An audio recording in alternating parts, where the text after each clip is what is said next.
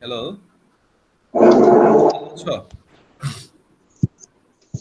জি sir, sir শোনা যাচ্ছে sir. Tisha, আবির কোথায়? আবির আসছে? জি স্যার, শুনতে পাচ্ছি। Very good. না স্যার, আবির হ্যাঁ আসছে স্যার। আবির বাকি আছে আর?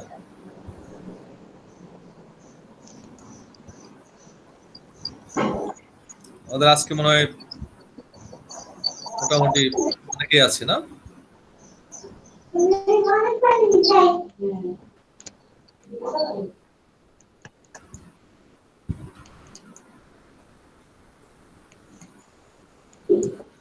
আজকে নওরিন ঢুকতে পারছে। আলহামদুলিল্লাহ। বাহ বাহ।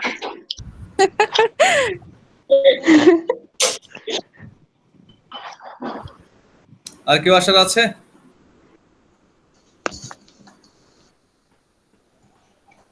মাওলানা আসেনি এখনো। হ্যালো, মাওলানা আসেনি? তো চেষ্টা করতেছে এখনো। আচ্ছা ঠিক আছে, চেষ্টা করছে। Can we start? Okay sir. Okay sir.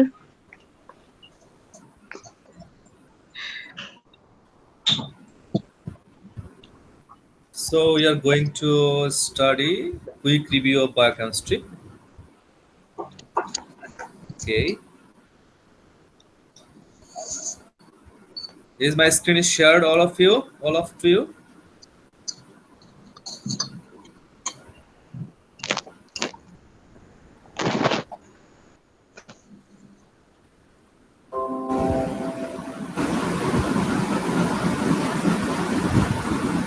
Hello?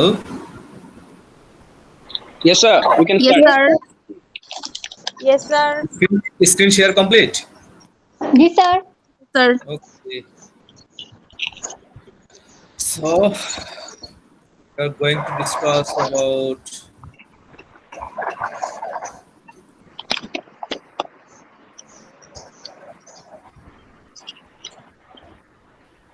biochemistry review edition. Okay. We have already discussed about cellulose.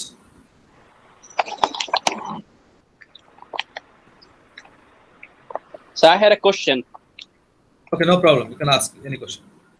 Sir আমাদের এই এনভায়রনমেন্টে সেলুলোজ তো অনেক প্রচুর পরিমাণ, তো আমরা যদি একটা এনজাইম আবিষ্কার করতে পারি যেটা আমরা ইউজ করতে পারি খাবারের জন্য, তাহলে তো স্যার আমাদের খাবারের চাহিদা কমে যাবে। আই মিন সেলুলোজ এনজাইমটা যদি আমরা ইনভেন্ট করতে পারি। হ্যাঁ হ্যাঁ হ্যাঁ, সেলুলোজ এনজাইমটা যদি আমরা ইমপ্ল্যান্ট করতে পারি দেন সায়েন্টিস্টরা হয়তো বা এটা নিয়ে কাজ করছে যে how to utilise cellulose for human also.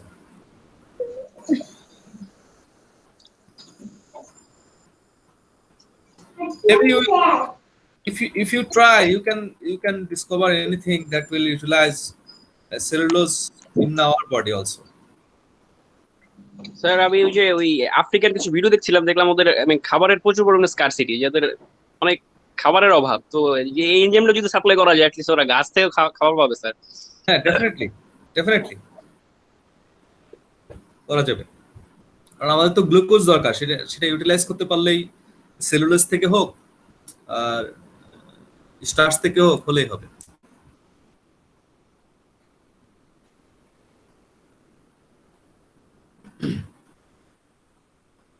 Sir আমরা স্টার্ট করতে পারি আজকে ক্লাস। Yeah.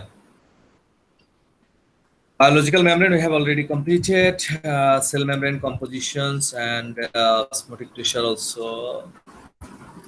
Pump আমরা একটু বলি যে pump is a protein that hydrolyzes ATP in order to transport a particular solute through a membrane in order to generate an electrical gradient to confer certain membrane potential. আমরা এটা কম বেশি সবাই আগে থেকে ক্লিয়ারলি জানি, তারপর আবার একটু বলছি যে আমরা জানি বিভিন্ন রকমের প্রোটিন আছে যেগুলো হলো transmembrane protein in our cell membrane. এই সেল মেমব্রেনের ট্রান্সমেমব্রেন প্রোটিনগুলো কি করে, আমাদের সেলের ভিতর থেকে বাইরে অথবা বাইরে থেকে ভিতরে কোনো পার্টিকেলসকে ট্রান্সপোর্ট করতে অ্যাক্সেস প্রদান করে। তো সেক্ষেত্রে এটা সিলেক্টিভলি পারমিয়েবল, সবাই চাইলেই এখানে কোনো পার্টিকেলস ইন হবে এবং কোনো পার্টিকেলস আউট হবে সেটা সম্ভব হয় না, যার কারণে সিলেক্টিভলি পারমিয়েবল এই পাম্পগুলা কি করে, যার নির্দিষ্ট ক্যারিয়ার প্রোটিন আছে অথবা পাম্প আছে, এদের কাজ হলো কোনো একটা পার্টিকুলার সাবস্টেন্সকে অথবা আয়নসকে অথবা মলিকুলসকে বাইরে বের হতে দিবে এবং অনেক সময় যে কেউ ভিতরে নিয়ে আসে কোনো কোনো প্রোটিন, আবার কোনো কোনো প্রোটিন দুইটা কাজই করে, ইম্পোর্টও করে এক্সপোর্টও করে। ওকে, তাহলে এদেরকে আমরা বলি পাম্প। ওকে, পাম্প আর ট্রান্সমেমব্রেন প্রোটিন। এই ট্রান্সমেমব্রেন প্রোটিনগুলোর কাজের জন্য অবশ্যই সেখানে এটিপির হাইড্রোলাইসিস হতে হয়। এটিপি যদি ফসফোরাইলেশন ঘটায় কোনো কোনো পাম্পের মধ্যে, তাহলে সেক্ষেত্রে তা ওই পাম্পের তোমার কনফরমেশনাল চেঞ্জ হয়। দেখা যাচ্ছে হয়তো আউটওয়ার্ড ওপেন ছিল, সেটা ফসফোরাইলেশনের কারণে ইনওয়ার্ড ওপেন হয়ে যাবে। তো এইভাবে আমাদের কন্টিনিউয়াসলি পাম্প ভিতরে এবং বাইরে সেলের কোনো একটা স্পেসিফিক পার্টিকেলসকে অ্যাক্সেস দেয়, যার ফলে কোনো পার্টিকেলস বের হয়ে যেতে পারে এবং কোনো পার্টিকেলস বাইরে থেকে ভিতরে আসতে পারে। ঠিক এইরকম একটা পাম্পের এক্সাম্পল হলো সোডিয়াম পটাশিয়াম পাম্প। ওকে, তাহলে সোডিয়াম পটাশিয়াম পাম্প অথবা পাম্প কাকে বলে, আমরা বলবো যে pump is a protein or transmembrane protein that hydrolysis of ATP in order to transfer a particular solute through a membrane in order to generate a electrical gradient to confer certain membrane potential. Membrane potential create এর জন্য এটা আসলে হয়। যদি একটা মেমব্রেনের potential না থাকে, that means the cell is no more. Okay, sell damage হয়ে যায়। তো সেক্ষেত্রে আমরা বলছি যে পাম্প হলো একটা ট্রান্সমেমব্রেন প্রোটিন, খেয়াল থাকবে। আর সেখানে এটিপির হাইড্রোলাইসিস হতে হয়, যার ফলে কোনো একটা পার্টিকুলার সাবস্টেন্স মেমব্রেনের ভিতর থেকে বাইরে অথবা বাইরে থেকে ভিতরে আসে। এর ফলে আমাদের একটা ইলেকট্রিক্যাল গ্রেডিয়েন্ট ক্রিয়েট হয়, আর ইলেকট্রিক্যাল গ্রেডিয়েন্ট ক্রিয়েট হতে পারলে এই আমাদের সেলের সার্ভাইভিংটা অনেক বেটার হয়। ওকে, আর সেক্ষেত্রে আমরা আবারও বলছি যে এটিপির প্রয়োজন হয় অনেক পাম্পের কাজের জন্য, এটিপির প্রয়োজন হয় স্পেশালি সোডিয়াম পটাশিয়াম পাম্পের ক্ষেত্রে তো অবশ্যই। তো আমরা এখানে একটু দেখি যে একটা পাম্প কিভাবে কাজ করে, আমরা এখানে একটু দেখলে বুঝতে পারবো। Try to play this video. Okay, sodium present in inside that come in their respective position and phosphorylation occur from the ATP. Okay, so the conformational change occur and the sodium efflux outside of the cell membrane, and due to phosphorylation potassium come into their respective place, and when dephosphorylation occur from the cell membrane pump, in the meantime the conformational will be changed again and the potassium influx into the cell. Okay, this is very good video for understanding sodium potassium pump. I think you understand this figure clearly. It is sodium potassium. Yes, sir. Yes, sir. Okay, so we understand that if ATP not hydrolyzed into ADP and phosphate, then the conformational change must not occur into the pump. Okay,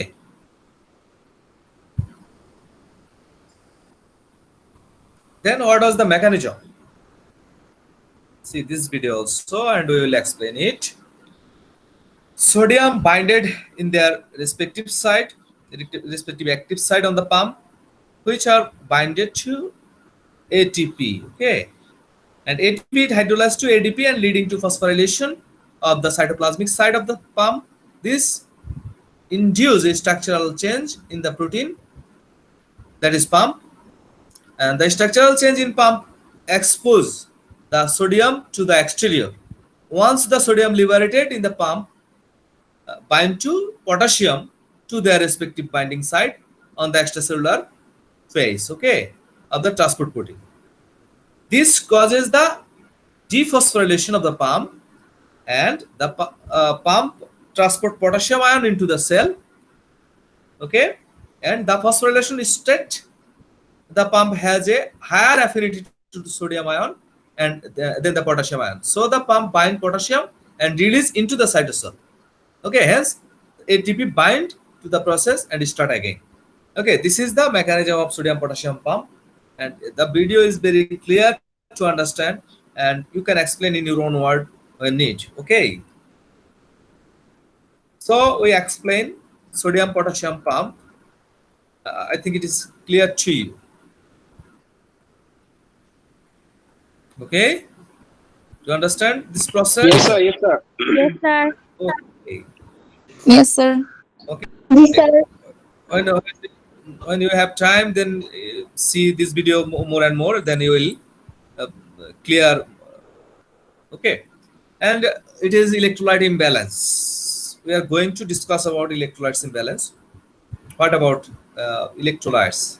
Electrolytes are the particles that have the capacity to produce ion, okay, produce ion, and it is very essential to balance of ions, balance of electrolytes in your body, and it is not possible to maintain the balance electrolytes in your body, then different or several problem will rise. Okay, so what is electrolytes imbalance? Decrease or increase of electrolytes in the body fluid is called electrolytes imbalance. Decrease or increase, suppose you know the normal range of a particular electrolytes of your body. If we think about sodium, then it is 95 to 105 millimole per liter. If the sodium ion is less than 95, then it is also electrolytes imbalance. If more than 105, then it is also electrolytes imbalance. That is, if the electrolytes present in your body more or less than the normal range, okay, normal range এর চেয়ে কম হলেও আমাদের electrolytes imbalance বলবো, বেশি হলো electrolytes imbalance বলবো। তো সেক্ষেত্রে আমরা electrolytes imbalance হওয়ার জন্য তাহলে কয়টা কজ? দুইটাই আমরা মেজর কজ বলি। একটা হলো যদি তুমি বেশি পরিমাণে ইনজেকশন করো এবং বডি থেকে কম পরিমাণে সেটা লস হয়, তাহলে সেক্ষেত্রে আমরা বলবো electrolytes imbalance এর একটা বড় কারণ। আরেকটা হলো আমি যদি কম পরিমাণে খাই এবং বডি থেকে বেশি পরিমাণে ইলেকট্রোলাইটস লস হয়, তাহলে সেটাও আমাদের জন্য ইলেকট্রোলাইটস ইমব্যালেন্সের বড় একটা কারণ। এছাড়া আরো কয়েকটা কারণ হতে পারে, যেমন severe dehydration, acid base imbalance, হ্যাঁ, হার্ট ফেলিওর যদি হয়, তাহলে এগুলার ক্ষেত্রেও আমাদের ইলেকট্রোলাইটস ইমব্যালেন্স হতে পারে। সো আমরা যখনই দেখি এর জন্য কোনো পেশেন্টকে সেন্সলেস হয়ে যায় অথবা হার্ট রিলেটেড অথবা প্রেশার রিলেটেড কোনো প্রবলেম থাকে, দেন আমরা পেশেন্টের খুব দ্রুত গতিতে ইলেকট্রোলাইটস এক্সামিনেশন করি। যে সকল হসপিটালে পেশেন্ট ভর্তি করা হয় অথবা ক্লিনিকে পেশেন্ট রাখা হয়, সেখানে ইলেকট্রোলাইটস এক্সামিনেশন করার ফ্যাসিলিটি অবশ্যই থাকতে হবে, খেয়াল রাখতে হবে। যে কোনো মুহূর্তে ইলেকট্রোলাইটস এক্সামিনেশন করা জরুরি হয় ক্রিটিক্যাল কেস পেশেন্টগুলোর ক্ষেত্রে। ইলেকট্রোলাইটস খুবই এসেনশিয়াল পার্টিকেলস। আমরা যখন মিনারেল পড়ছি তখন খেয়াল করছো কিনা যে সোডিয়াম, পটাশিয়াম, ক্লোরাইড এরা হলো আমাদের নিউরোমাস্কুলার অ্যাক্টিভিটি নিয়ন্ত্রণ করতে সহযোগিতা করে। সো আমরা যদি মিনারেলস আলটিমেটলি আমার ইলেকট্রোলাইটস হিসেবে কাজ করছে, মিনারেলস গুলা আয়নিত হলেই তো সেটা ইলেকট্রোলাইটস। তো সেক্ষেত্রে আমাদেরকে খেয়াল রাখতে হবে, we should maintain the proper electrolytes balance if we want to keep healthy. Okay, so what are the causes of electrolytes imbalance? Excessive ingestion, diminishing ingestion, okay, এটাই আমাদের ব্যালেন্স ইনগেস্ট করতে হবে। এবং কোনো কোনো ক্ষেত্রে দেখা যায় যদি আমাদের বডিতে বেশি পরিমাণে বের হওয়ার কোনো রকমের কন্ডিশন আমাদের হয়, যেমন অনেক সময় ডায়রিয়া হতে পারে, ভমিটিং হতে পারে, সেক্ষেত্রে আমাদের ইলেকট্রোলাইটস ব্যালেন্স করার জন্য আমাদেরকে একটু এক্সেস খেতে হয়। যেমন আমরা সবসময় যদি নর্মাল স্যালাইন খেতে থাকি তাহলে এটা আমাদের জন্য হার্মফুল হবে, কিন্তু যদি ডায়রিয়া হয় সেক্ষেত্রে আমরা অবশ্যই normal saline, sodium chloride injection করতেই হবে, তা না হলে বডিতে ইলেকট্রোলাইটস ইমব্যালেন্স হবে and it is very harmful for our body. Okay, আবার অনেক সময় আমরা যদি মাঠে অনেক বেশি খেলাধুলা করি বা অনেক পরিশ্রমের কাজ করি, গরমের মধ্যে বেশি থাকি, তাহলে আমাদের সোয়েটিং এর মাধ্যমে প্রচুর পরিমাণে কি হতে পারে, গাম বেরোতে পারে, যার সাথে সোডিয়াম ক্লোরাইড লস হতে পারে, এবং সেক্ষেত্রে আমাদের সিভিয়ার ডিহাইড্রেশন হতে পারে, এবং অনেক সময় দেখা যাচ্ছে যে বেশি পরিমাণ ডায়রিয়া, ভমিটিং, হ্যাঁ, এগুলোর কারণে ডিহাইড্রেশন হতে পারে।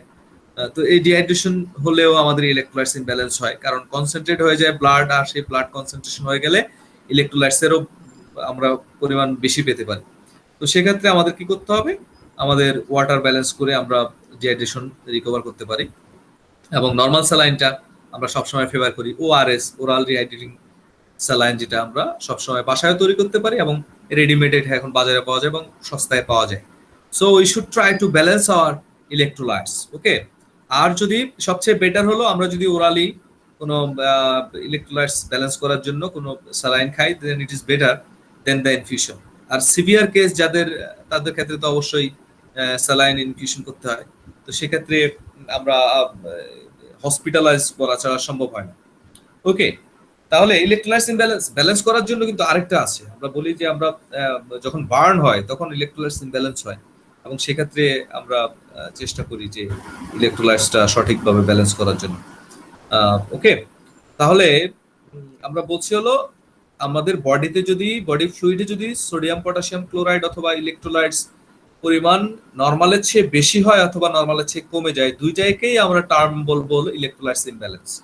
আর কজ বলবো হলো excessive ingestion, diminish elimination of the electrolytes, যেমন রেনাল ফেলিওরের ক্ষেত্রে হতে পারে, আর diminished ingestion, excessive elimination of the electrolytes যে ক্ষেত্রে ডায়রিয়া এবং ভমিটিং এর ক্ষেত্রে হতে পারে, and other causes severe dehydration, হ্যাঁ, তারপর হলো অ্যাসিড বেস ইমব্যালেন্স হলে আমাদের ইলেকট্রোলাইটস ইমব্যালেন্স হতে পারে। So it is I think it is very clear to you the electrolytes imbalance and causes of electrolytes imbalance. Do you understand? Yes, Yes, sir. sir. Okay. Yes, Have you any question about electrolytes imbalance or causes of electrolytes imbalance? No, sir. Okay, thank you. You can No, go. sir, it's clear. Okay, you can go forward. And this is the general functions of electrolytes. আমরা জানি যে আমাদের সোডিয়ামের জন্য specific function আছে, পটাশিয়ামের specific function আছে, but আমরা জেনারেল ফাংশন যদি বলি তাহলে আমরা বলতে পারি যে electrolytes play an crucial or vital role in maintenance of homeostasis of our body. We already know the homeostasis. That is the maintenance of internal environment proper, okay? Proper internal environment of our body. যেটাকে আমরা বলবো homeostasis. আর homeostasis maintain করার জন্য আমাদের electrolytes খুবই গুরুত্বপূর্ণ ভূমিকা play করে, mind it. And electrolytes is essential for the membrane transport. আমরা একটু আগে যেই একটা এক্সপ্লেনেশন করলাম যে সোডিয়াম পটাশিয়াম পাম্প, সেখানে দেখলাম যে পটাশিয়াম বাইরে থেকে ভিতরে আসছে অথবা সোডিয়াম ভিতর থেকে বাইরে যাচ্ছে। এখন কারো যদি সোডিয়াম পটাশিয়ামের শর্টেজ হয় তাহলে এই ট্রান্সপোর্টার প্রপার ওয়েতে কাজ করতে পারবে না, due to the insufficiency of electrolytes present in our body. So membrane transport হওয়ার জন্য আমাদের ইলেকট্রোলাইটসটা খুবই এসেনশিয়াল, ওকে। এজন্য তাহলে আমরা বলতে পারি electrolytes are essential for membrane transport, and electrolytes also very essential for the myocardial activity, that is the function of our heart, function of our blood system, cardiovascular system. এটা ব্যালেন্স করার জন্য আমাদের electrolytes balance করা জরুরি। যদি আমাদের electrolytes যেমন sodium potassium খেয়াল করছো যে আমাদের নিউরোমাসকুলার অ্যাক্টিভিটিটা ব্যালেন্স করে, তো সেক্ষেত্রে আমরা সোডিয়াম ক্লোরাইড এগুলো কি আমাদের কার্ডিয়াক অ্যাক্টিভিটিটাকে নিয়ন্ত্রণ করে। তো electrolytes also essential for the cardiac বা myocardial activity, muscles, cardiac muscles activity, okay. And our normal is very, যদি আমরা এটাকে নর্মাল মাসলস গুলাকে সঠিক রাখতে চাই, এনার্জেটিক রাখতে চাই, অ্যাক্টিভ রাখতে চাই, দেন আমাদের ইলেকট্রোলাইটস ব্যালেন্স রাখতে হবে। দেখো, এবং ইলেকট্রোলাইটস আমাদের মাসকুলার অ্যাক্টিভিটিটা নিয়ন্ত্রণ করতে সহযোগিতা করছে এবং গুরুত্বপূর্ণ ভূমিকা পালন করে। শুধু সহযোগিতা না, আমরা একটু যদি খেয়াল করি, আমরা যখন ডায়রিয়া হয় তাহলে আমরা খুবই উইক হয়ে যাই, কোনো কিছু ধরতে পারি না ঠিকঠাক, মানে হাঁটতে কষ্ট হয়। This is only due to the muscular weakness, ওকে।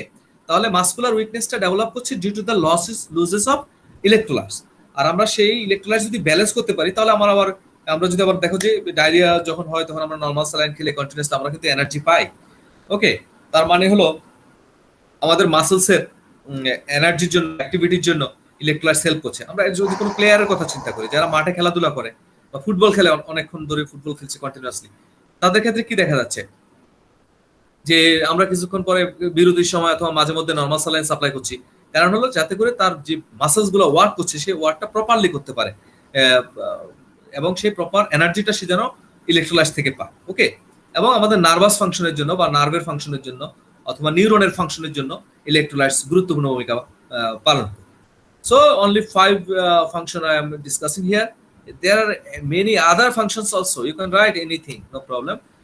এটা তোমরা বিভিন্ন জায়গা থেকে কালেক্ট করে পড়তে পারো। I just discuss only 5. That is essential 5. Membrane transport, myocardial activity, muscular activity, and homeostasis of the body. আমরা একটা কথা বললেই হয় আসলে সেটা maintenance of homeostasis. Electrolytes are the essential for the maintenance of our homeostasis. এই লাইনটাই আসলে enough to explain all of the things. কারণ তোমার বডিতে যদি হোমিওস্ট্যাসিস মেইনটেইন হয়, দেন এই হোমিওস্ট্যাসিস মেইনটেইন করার জন্য তোমার বডির সবগুলা হবে, তা নাহলে হোমিওস্ট্যাসিস আমাদের চিন্তা করা যাবে না। So we can explain again. Electrolytes play an vital role in maintenance of homeostasis of the body, essential for the membrane transport and essential for myocardial activity, essential for muscular activity, and important for nerve function or neuron functions of the neurons. It is clear to you? Yes, sir. Okay, then we can follow. Okay, then discussing about major electrolytes imbalance and the functions of electrolytes. Okay, আমাদের electrolytes balance করলে কি কি হবে? কারণ হলো আমরা electrolytes balance রাখবো কেন? কারণ হলো ট্রান্সপোর্টটা, মেমব্রেন ট্রান্সপোর্টটা সঠিক হওয়ার জন্য, বডি হোমিওস্ট্যাসিস মেইনটেইন করার জন্য, আমাদের কার্ডিওভাস্কুলার অ্যাক্টিভিটিটা সঠিক রাখার জন্য, নিয়ন্ত্রণ রাখার জন্য, এবং মাসলস অ্যাক্টিভিটি ভালো রাখার জন্য, হেলদি রাখার জন্য, এবং নার্ভাস সিস্টেমে অ্যাক্টিভ রাখার জন্য আমরা ইলেকট্রোলাইটস ব্যালেন্স করব। কারণ all are the functions of electrolytes. Okay, and we can go forward for sugar unit. You already know about the sugar unit. We know the carbohydrate. Okay, sugar unit is the carbohydrate which contain 3 to 7 carbon atom. That is 3 to 7 carbon containing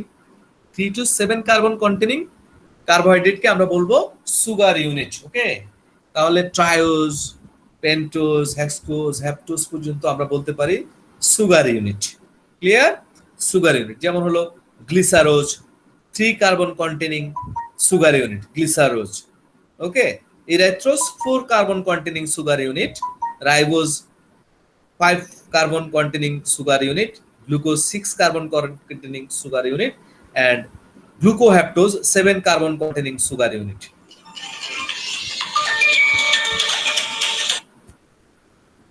Stop there. কি বে? হ্যাঁ, আচ্ছা সমস্যা নেই, আমি আর আজকে তিনবারে 3টা খেতে বলছে, একসাথে 3টা খেতে বলছে। আচ্ছা ঠিক আছে, তাহলে আমি বিকেলে পাঠিয়ে দেবো। আচ্ছা ঠিক আছে, একসাথে আমি বেশ কয়েক পাতায় পাঠিয়ে দেবো, সমস্যা নাই, বেশি করে থাকলেও সমস্যা নেই। জি ওকে ওকে ভাই, জি ওকে, ও ইনজেকশন তো পাইছিলাম না। ওকে ওকে ভাই, জি আসসালামু আলাইকুম। জি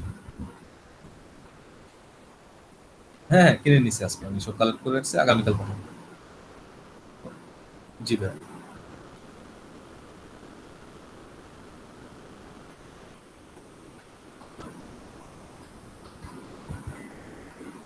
সরি ফর ইন্টারাপশন, আমার ওই যে বললাম পেশেন্ট আছে, তো পেশেন্টকে কিছু ড্রাগ দিয়ে আসছি সেটা।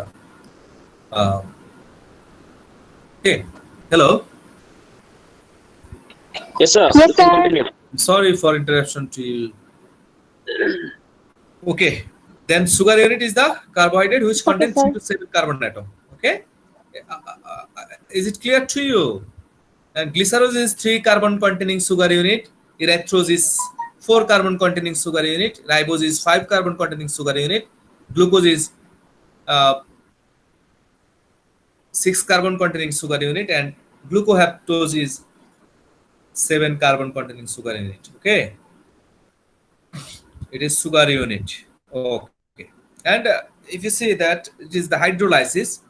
Hydro mean water. Okay, lysis mean the degradation.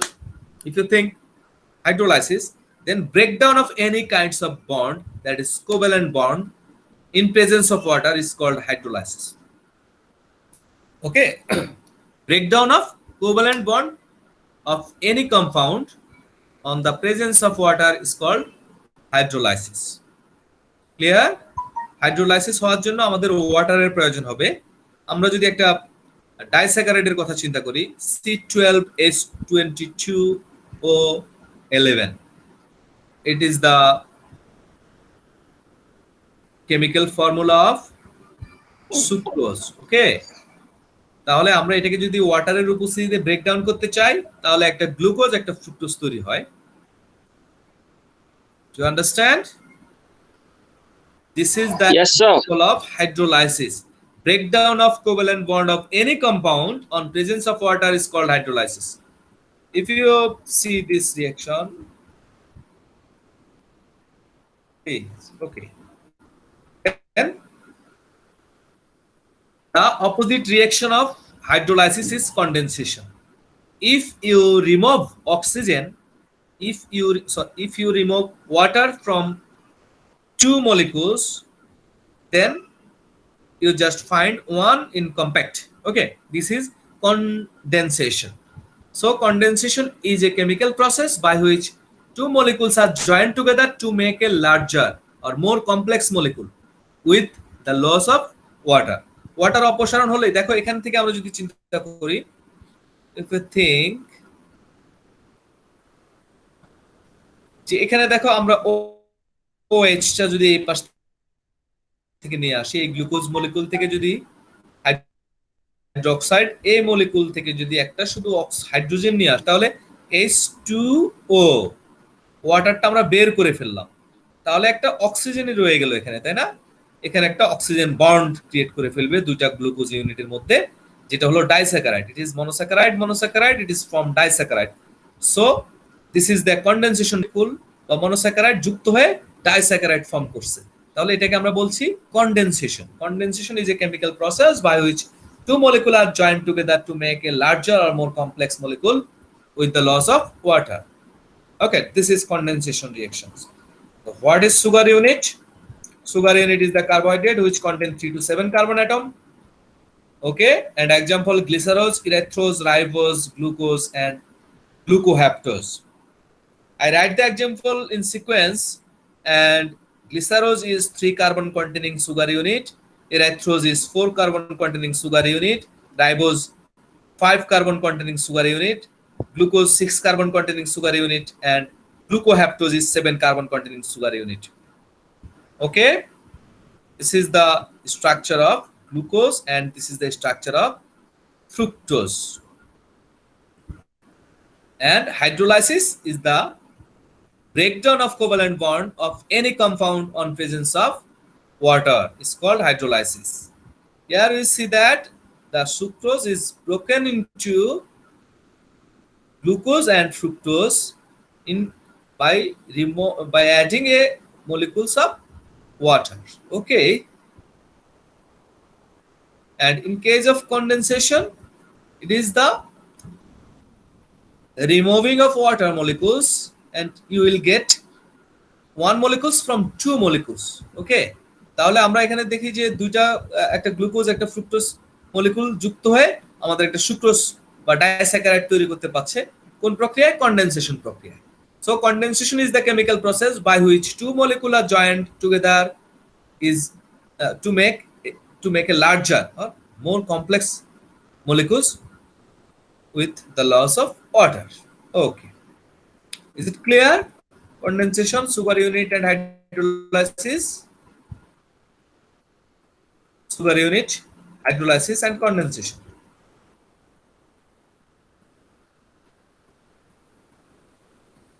Hello. Yes, sir. Is it clear to you? Yes, sir. Can we go forward? Of course, sir. Yeah. जी sir. And this is the functional classification of protein. We want to discuss about the proteins. Okay, protein are the polymer of amino acid. Polymer of amino acid. Okay, আমরা অনেকগুলা amino acid যুক্ত করে কি তৈরি হতে পারে, protein তৈরি হয়। তাহলে প্রোটিন হলো অনেকগুলা পেপটাইড বন্ডের সমন্বয়, এভাবে বলতে পারি। প্রোটিন হলো পলিমার অফ অ্যামাইনো অ্যাসিড বলতে পারি। ওকে, তাহলে এই প্রোটিনগুলোকে আমরা বিভিন্নভাবে ক্লাসিফাই করতে পারি। আমরা গতকাল বলছিলাম যে স্ট্রাকচারের অনুযায়ী ভাগ করতে পারি, সিম্পল প্রোটিন, কনজুগেটেড প্রোটিন, হ্যাঁ, তারপর হলো কোয়াটারি, এইভাবে আমরা ভাগ করতে পারি। আবার ফাংশন অনুযায়ী তাদের কি কাজ, প্রোটিনগুলো তাদের কি ধরনের ফাংশন রোল প্লে করে ইন আওয়ার বডি, তো সেই অনুযায়ী আমরা ভাগ করতে পারি হলো structural protein, the protein that helps in the formation of structure of our body, that is collagen and elastin are the example of structural protein. And the protein that act as an enzyme is known as enzyme protein, that is pepsin and hexokinase is the example of enzyme protein.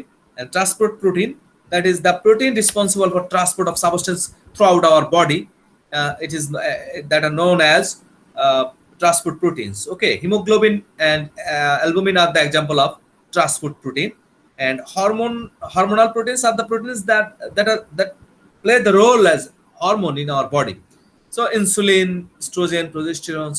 Okay, some proteins more or less proteins can hormones are, most of the hormones are derivatives of proteins. Okay, so insulin is the example of hormonal protein. And contractile protein, the protein that are responsible for contraction of muscles, contraction of our organs. Okay, that is actin and myosin. It is the example of contractile protein. And the storage protein are the protein that have the capacity to store substance. That is ferritin, myoglobin are the example of storage protein. And protective protein are the proteins that protect our body, that are the antibody are nature. Okay, antibody in nature. The antibody হিসেবে যারা কাজ করে তাদেরকে আমরা বলি protective protein, যেমন immunoglobulin. Okay, and genetic proteins are the proteins that are responsible for production of our neuroproteins. Okay, তাহলে নিউক্লিয় প্রোটিনস গুলোকে আমরা জেনেটিক প্রোটিন বলি। নিউক্লিয় প্রোটিন যেগুলো আমাদের জেনেটিক ম্যাটেরিয়ালস তৈরি করতে সহযোগিতা করছে, তাদেরকে আমরা জেনেটিক প্রোটিন বলি। আর রিসিপ্টর প্রোটিন হলো সেই সকল প্রোটিন যারা হলো আমাদের বডিতে রিসিপ্টর হিসেবে কাজ করে। যেমন অনেক রিসিপ্টর আছে যারা হলো হরমোনকে রিসিভ করে, তারপর হলো বিভিন্ন সেকেন্ড মেসেঞ্জার হিসেবে কাজ করে, এদেরকে আমরা বলি হলো receptor protein. Proteins that act as receptors in our cells, in our body, তাদেরকে আমরা বলি receptor protein. Okay, hormone receptor গুলা receptor protein. So there are 9 here I write just 9 classes of functional classes of protein. তো আমরা বলছি হলো structural protein, enzymatic protein বা enzyme protein, transport protein, hormonal protein, contractile protein, storage protein, protective protein, genetic protein, receptor protein. Okay, enzyme protein, আমাদের বডিতে যে enzyme গুলো আছে আমরা জানি most of the enzymes are protein derivatives. Sir. Okay, pepsin, hexokinase are the example of enzyme protein. Is it clear to you? Functional classification of protein. G sir. Sir ওই যে মার্জুকা ভুলে লিফট নিয়ে নিছিল, এখন আবার জয়েন দিতেছে। ওকে, আমরা একটু পরেই করতে হবে, আমরা তো এটা বন্ধ করতে হবে। ওকে sir. Okay, I will join him after a while, no problem. Okay.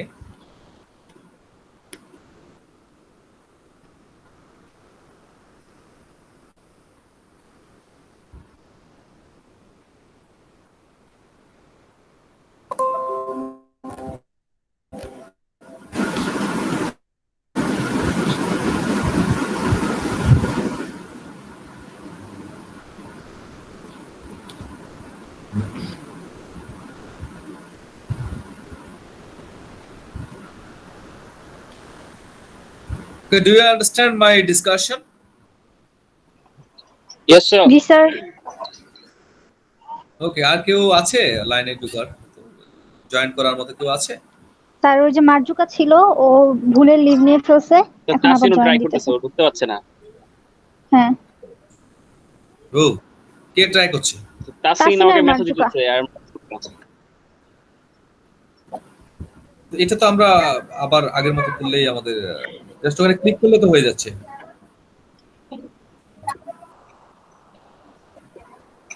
I'm sending link again. Problem.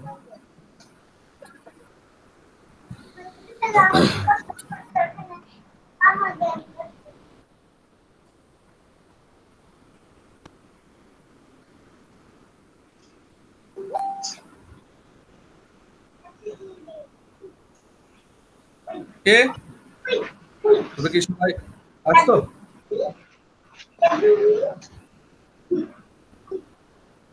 Are you anybody in waiting room? Sir Marzuka আছে, মেসেজ দিচ্ছে আমাকে। চলে আসছে স্যার, জয়েন করে ফেলছে।